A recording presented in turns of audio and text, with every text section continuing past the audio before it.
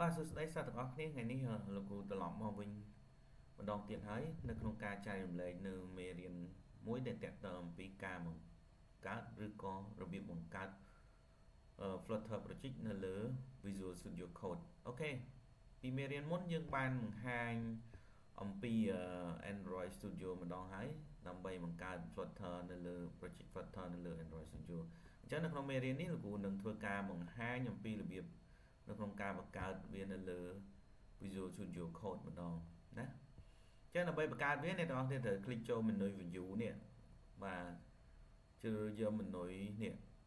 comment parallel ឬក៏យើងប្រើ shortcut key របស់យើង Control Shift P ណា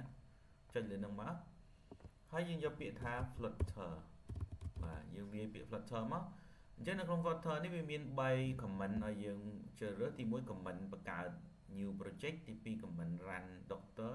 ទី3 comment update បាទអូខេអញ្ចឹងយើងនឹងចុចទៅលើ comment new project ណាចឹងនៅពេលដែលយើងចុចលើ comment new project ហើយវាឲ្យយើងជ្រើសរើសយក application ឬក៏ empty application អូខេអញ្ចឹងលោកយក application ណាបាទអញ្ចឹងលោកធ្វើការដាក់ឈ្មោះនៅក្នុង folder របស់យើងមួយមកឬក៏យើង select folder ហ្នឹងអូខេបាទអញ្ចឹងលោកយក folder ដែលវាមានស្រាប់ហ្នឹងណាតែគ្រូដាក់ location ចាស់ហ្នឹងអញ្ចឹងយើងដាក់នេះឈ្មោះមកយើងនេះអូខេនៅឈ្មោះណាតែឥឡូវយើងថា sample program អូខេហើយយើង enter មកណាចុច enter មួយមក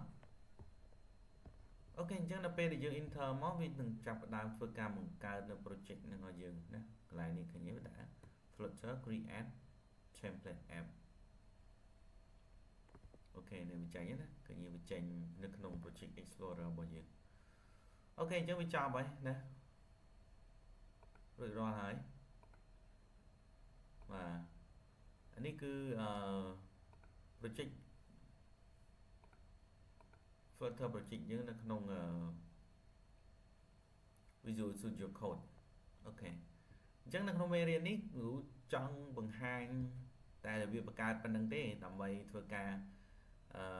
សិក្សាបន្ថែមទៀតនៅលើភាសា Dart Programming យើងនឹងមានមេរៀនបន្តទៀតតែនេះជារបៀបបង្កើតណាអូខេអញ្ចឹងនៅក្នុងនេះគឺយើងធ្វើការបង្កើតជាលក្ខណៈ comment វាអត់ដូចនៅក្នុង Android Studio ទេដោយសារ Android Studio វាមាន tool connect របស់វាស្រួលជាងអូខេអញ្ចឹងមេរៀននេះលោកគ្រូសូមចែករំលែកតែប៉ុណ្្នឹងសិនណាអូខេបាយបាយ